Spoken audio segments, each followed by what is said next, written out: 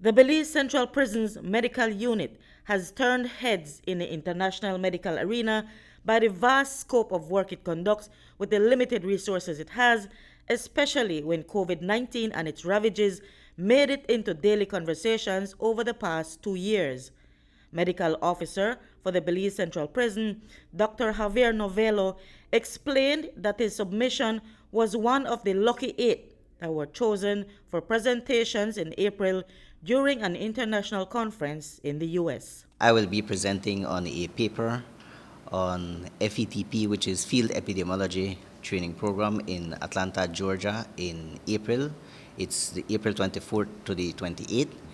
It's actually a global conference that's done yearly where countries around the world compete with their scientific papers to present scientific studies, to present public health issues, to prevent ways on how to manage public health successfully. So what makes the prison's submission a big deal?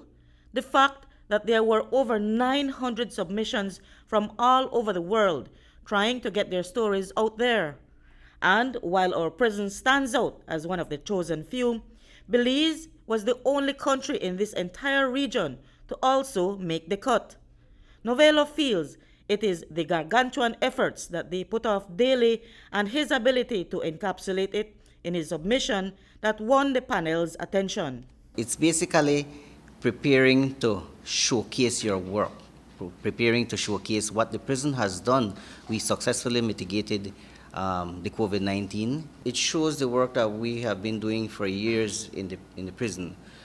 We use inmates to help us do a lot of things here in the prison, and even though many times the prison is not the best news that you see in the media, there's a lot of things that we do here with regards to rehabilitation, with regards to trying to train these inmates to have a better life when they come out of the prison. While Novelo feels proud of his clinic's achievement, the success was not theirs alone.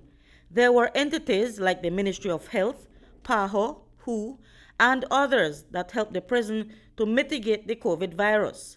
When the pandemic swept through Belize, it caused 3 closures at the prison and visitations were suspended to stem the number of infections. Not doing so could have easily resulted in an emergency situation. We have roughly 1,200 inmates, we have around 250 staff. And here we have different illnesses. We have people with HIV, we have people with diabetes, we have people with asthma, we have people that, I think I have a patient with cancer. And these require proper and adequate health care.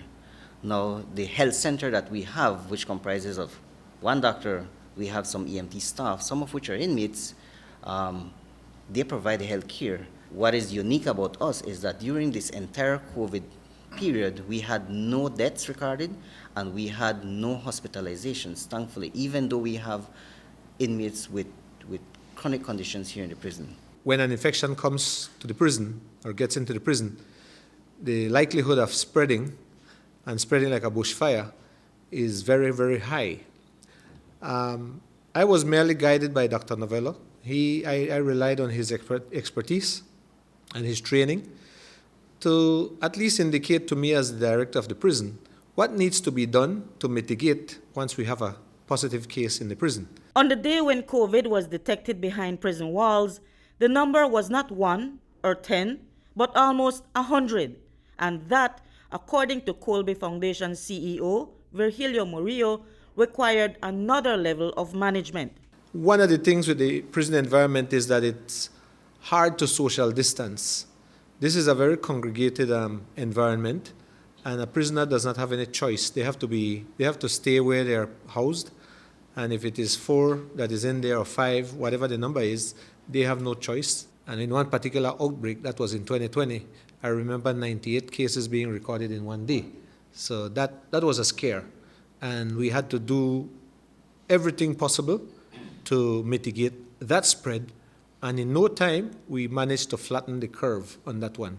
So I feel good about that. At the conference, there will be categories that the 8 finalists will be able to compete in for awards in papers, posters, or pictures. The prison will submit 3 pictures that they feel best depict inmates and medics working shoulder to shoulder during COVID at their facility. Reporting for News 5, I'm Marion Ali.